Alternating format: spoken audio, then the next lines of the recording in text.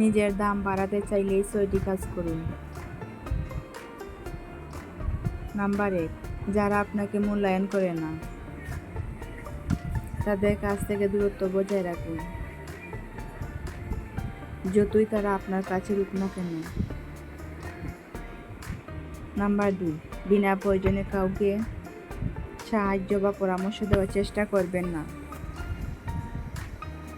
Number 3, প্রয়োজনের বাইরে অতিরিক্ত কথা বলা থেকে বিরত থাকুন।